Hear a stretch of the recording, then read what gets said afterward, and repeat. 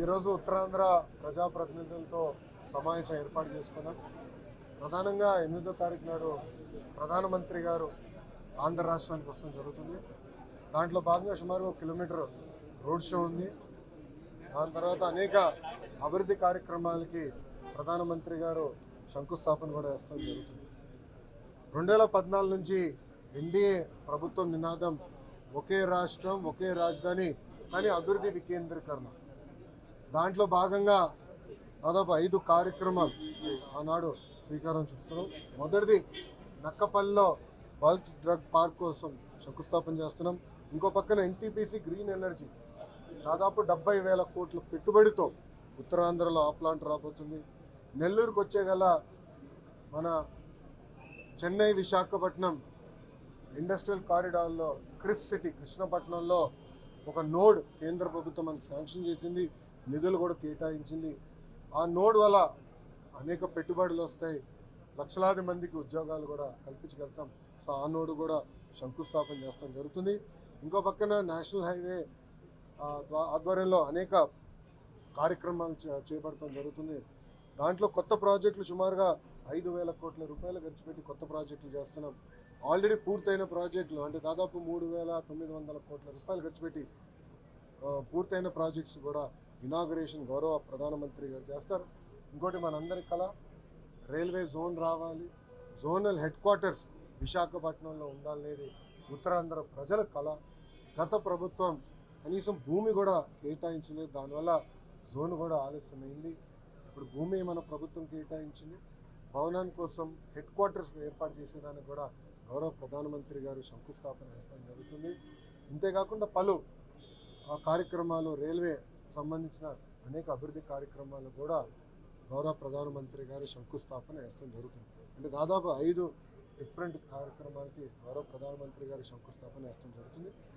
మీరు చూస్తే నేను చెప్పిన దాంట్లో కేవలం ఉత్తరాంధ్రకే కాదు, లేదంటే దక్షిణాంధ్రకే కాదు, అన్ని ప్రాంతాలకి సమానంగా పనులు చేయాలి, అన్ని ప్రాంతాలు సమగ్ర అభివృద్ధి చెందాల ఆలోచనతోనే ఎన్డీఏ ప్రభుత్వం నాడు నేడు ఎప్పుడు పనిచేస్తుంది. ఈ రోడ్ షోని బహిరంగ సభని ప్రజలందరూ జయప్రదం చేయవలసిందిగా కోరుతున్నాం.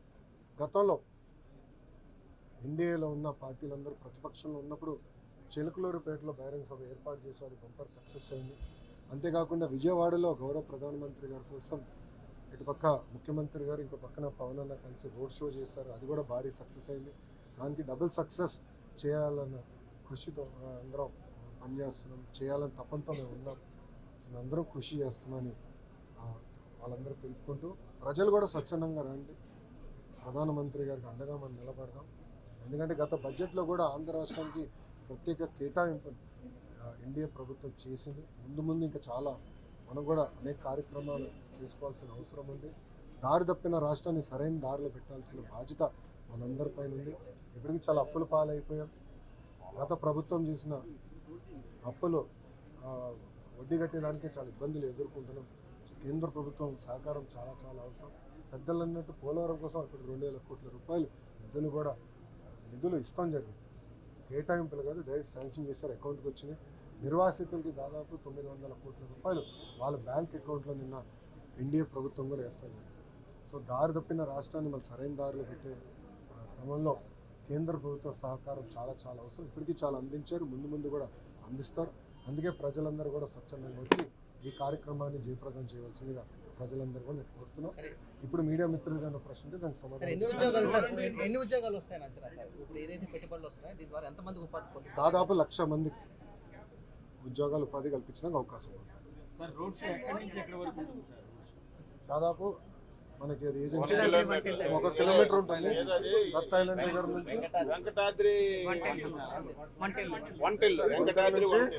ఆంధ్ర యూనివర్సిటీ వరకు 900 మీటర్లు, రఫ్లీ 1 కిలోమీటర్ రోడ్స్ ఉంటుంది. ఆంధ్ర యూనివర్సిటీలో బ్యారెన్స్ రెండు సైడ్స్ ఉంటుంది. ఏం మాట్లాడాలమ్మా? ఒక్క నిమిషం, ఏం మాట్లాడాలి చెప్పండి. ఏం డౌట్ ఉంది? మా ఆర్థిక ఇబ్బందులు ఉన్న విషయం వాస్తవం. దానికి రాష్ట్ర ప్రభుత్వం కేంద్ర ప్రభుత్వం అనేక మా కార్యక్రమాలు చేస్తుంది. ఇది రెగ్యులరైజ్ చేయాలని తప్పంతో మేము పనిచేస్తున్నాం. రాష్ట్ర ప్రభుత్వం నుంచి కూడా కొన్ని మినహాయింపులు కంటే అవి కూడా చేశాము. ప్రైవేటీకరణ జరగదని 100 సార్లు నేను చెప్పాను. మళ్ళీ డౌట్ ఎందుకు ఉంది మీకు? ఆ డౌట్ ఎందుకు ఉంది? ఎందుకు తప్పుడు ప్రచారం మీరు నమ్ముతున్నారు? మంత్రి గారు వచ్చి చెప్పారు, ముఖ్యమంత్రి గారు చెప్పారు, ఉప ముఖ్యమంత్రి గారు చెప్పారు, మంత్రులు మేమందరం చెప్పాను. నేను విశాఖపట్నం అనేక సార్లు వచ్చా.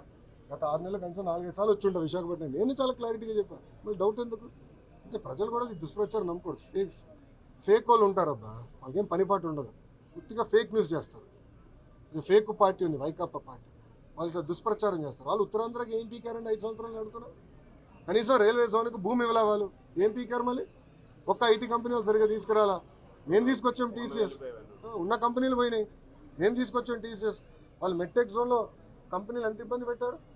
మెట్టెక్ జోన్ CEO జితేందర్ శర్మని ఎంత ఇబ్బంది పెట్టారు మీ అందరూ తెలుసు, మీడియా మిత్రులు అందరూ తెలుసు. ఇక్కడ మీరు కూడా పొరపాటున ఒక ఆర్టికల్ వేస్తే మీ పైన కూడా కేసులు పెట్టారు, మర్చిపోయారా? చెప్పండి అమ్మా.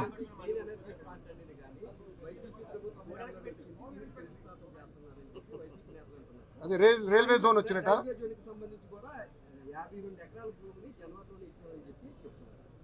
ఇచ్చుంటే రావాలి కదా స్వామి. 5 సంవత్సరాలు ఏం పీకారు? నేను ఒక 5 సంవత్సరాలు ఉంది కదమ్మా. ఒక నిమిషమ్మా. సాక్షి ప్రభుత్వం అంటే వైకాపా, సాక్షి వైకాపా, మీ ప్రభుత్వ అధికారంలో ఉన్న 5 సంవత్సరాల్లో ఒక ఋషికొండ ప్యాలెస్ తప్ప, అంటే ఒక్క వ్యక్తి బతికేదానికి 700 కోట్ల రూపాయలు ఖర్చు పెట్టారు తప్ప ఉత్తరాంధ్రకి చేసింది ఏంటి? Straight question. డేటా సెంటర్ ఆ రోజు నేను వెనుకబడి తీసుకొచ్చా, మీరు పక్క రాష్ట్రాన్ని తరిమేశారు. మహారాష్ట్రకి వెళ్ళింది అది, లూలు తరిమేశారు. ఇట్లా ఐటీ కంపెనీలు HSBC మూతపడింది మీ ప్రభుత్వ హయాంలో. నేను బతిమలాడి చంద్ర సార్ని ఒప్పించి TCS తీసుకొచ్చా. 10,000 మంది సెంటర్, 2,000 మందికి 2 నెలల్లో రిబ్బన్ కట్టింగ్ ఉంది. మళ్ళీ సెంటర్ కూడా భూమి మేము ఎతికాం. ఇప్పుడు NTPC గ్రీన్ ఎనర్జీ, మళ్ళీ మీరు ఏం చేశారు? 5 సంవత్సరాలు ఏం చేయాల, పట్టించుకోలే. రైల్వే జోన్ మీరు పట్టించుకోలే. 5 సంవత్సరాలు ఎందుకు చేయలేదు? ఆనాడు చేసి ఉండొచ్చు కదా, ప్రధానమంత్రి గారిని పిలిచి శంకుస్థాపన చేసి ఉండొచ్చు కదా. ఇది ఎట్టుందంటే మీది చాలా ఎందుకుంటుందబ్బా మీ పార్టీ. కియా ఫ్యాక్టరీ తీసుకొచ్చింది చంద్రబాబు నాయుడు గారు. మళ్ళీ ఎప్పుడో రాజశేఖర రెడ్డి గారు ఒక ఈమెయిల్ పెట్టారు. జగన్మోహన్ రెడ్డి గారికి ఆత్మలతో మాడటం బాగా ఇష్టం అబ్బా. రాజశేఖర రెడ్డి గారు ఆత్మతో మాడినట్టున్నారు. అప్పుడెప్పుడో రాజశేఖర రెడ్డి గారు కియాకి ఏదో ఈమెయిల్ పెట్టారు, అది పట్టుకొచ్చి దానివల్ల కియా వచ్చిందంటారు. ఏం చెప్పాలి స్వామి? మళ్ళీ TCS కూడా మీరే క్రెడిట్ తీసుకోవడానికి ట్రై చేస్తారు. ఏం చెప్పాలి స్వామి ఇది? మళ్ళీ 5 సంవత్సరాలు ఎందుకు తీసుకురాలా కంపెనీలు? ఉత్తరాంధ్రకు మీకు ఎందుకు తీసుకెళ్ళి? మేము తీసుకొచ్చాం. ఇప్పుడు మెడికల్ డివైసెస్ AMTZ ఎవరు తీసుకొచ్చారు? ఎన్డీఏ ప్రభుత్వం. TCS ఎవరు తీసుకొచ్చారు? ఎన్డీఏ ప్రభుత్వం.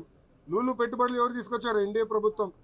ఆనాడు హుదూద్ జరిగితే యుద్ధ ప్రాతిపదికంగా పనిచేసి నార్మల్సీ రెస్టోర్ చేసింది ఎవరు? ఎన్డీఏ ప్రభుత్వం. మళ్ళీ మీ నాయకుడు, మీ యజమాని, మేజర్ షేర్ హోల్డర్ ఇన్ సాక్షి జగన్మోహన్ రెడ్డి గారు ₹1 కోటి ఎంతో ప్రకటించారు ఆనాడు ప్రజలకి ఖర్చు పెడతారు. ఎక్కడ ఖర్చు పెట్టారు చెప్పమానండి? హుదూద్లో ఎక్కడ? తిట్లి కూడా ఏదో ప్రకటించినట్టు నాకు గుర్తు. ఎక్కడ ఖర్చు పెట్టారు చెప్పమానండి? వరదలు కూడా ఏదో ప్రకటించారు, విజయవాడ వరదలకి. ఎక్కడ ఖర్చు పెట్టలా? ఎక్కడ ఖర్చు పెట్టారు? ఇవ్వండి లిస్టు.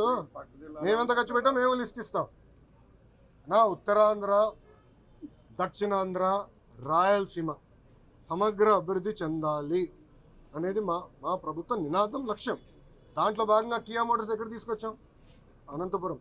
రెన్యూబుల్ ఎనర్జీ మొత్తం ఎక్కడ వస్తుందండి? రాయలసీమ. ఎలక్ట్రానిక్స్ మ్యానుఫ్యాక్చరింగ్ అంతా ఎక్కడ వస్తుందండి? రాయలసీమ.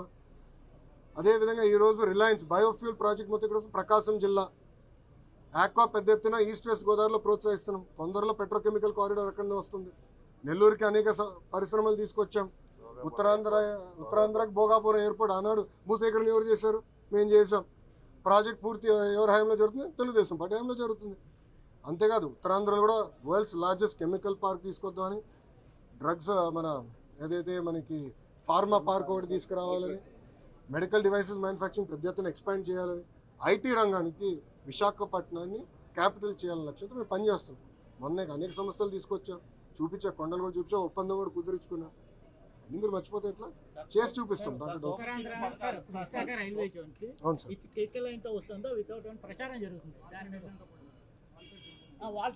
అదే 2 రాష్ట్రాల మధ్యలో ఉన్న ఇష్యూ. మనోళ్ళు కోరుకుంది ఉత్తరాంధ్రకి డివిజన్ రావాలన్నారు, ఆ డివిజన్ తీసుకొచ్చాం. ఒక్క నిమిషం. That includes Orissa. కరెక్ట్. ఒరిస్సాలు చూసుకుంటారు, ఆంధ్రాది ఆంధ్ర మనం చూసుకుంటాం.